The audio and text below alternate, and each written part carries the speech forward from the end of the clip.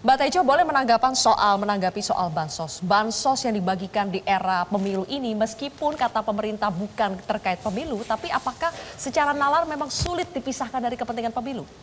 Berapa menit? 2 menit, silakan Mbak. Tadi karena nyebut Bawaslu, saya ingin konfirmasi justru apa betul untuk sekarang kalau mau beli peluit itu harus dites di Bawaslu. Mungkin di selfie bunyi, di Reza bunyi, di Bawaslu nggak bunyi katanya gitu loh, peluit-peluit itu. Bisa nggak dicoba? Seluruh peluit kalau ditiup Bawaslu nggak bunyi. Nggak, tolong buktikan itu. Gitu. Dan yang kedua soal bansos, ya tadi Mas Daniel sudah ngutip bahasa Minang itu tadi, yang di sini salah, bisa benar soal bantuan itu.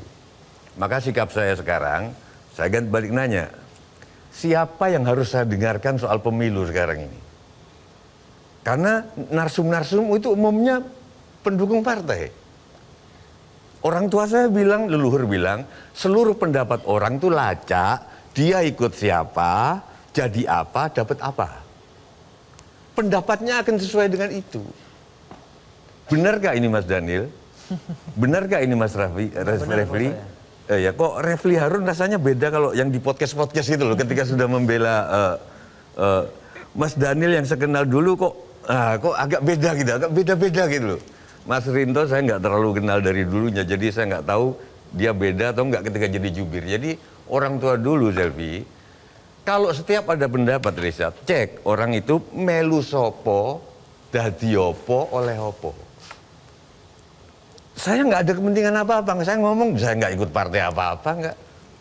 Kalau Pak Prabowo bagus, aku bilang bagus Pak. Kalau Pak, tolong bener nggak sih yang kalian katakan itu jujur semua gitu loh itu loh maksud itu. Bang Refli mau menanggapi? Boleh kan? Yep. Jadi begini Mbah Tejo ya, dalam hidup ini kita punya ijtihad. Saya pribadi 2004, 2009, 2014, 2019 itu netral. Tidak masuk tim apapun.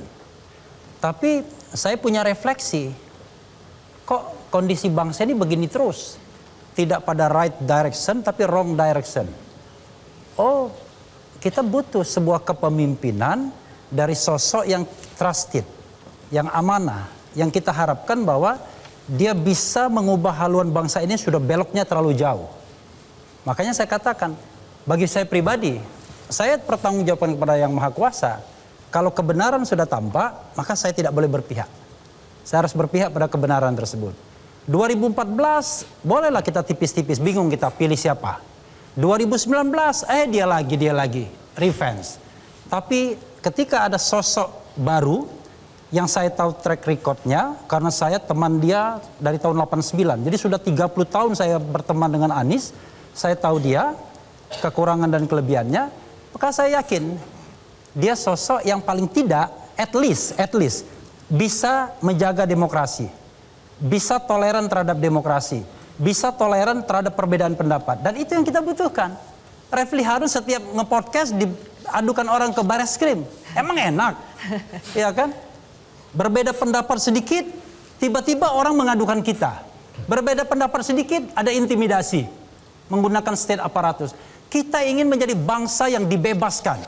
Seperti kata Bung Karno, kemerdekaan itu adalah golden bridge, adalah jembatan emas untuk membebaskan kita punya hati, kita punya pikiran.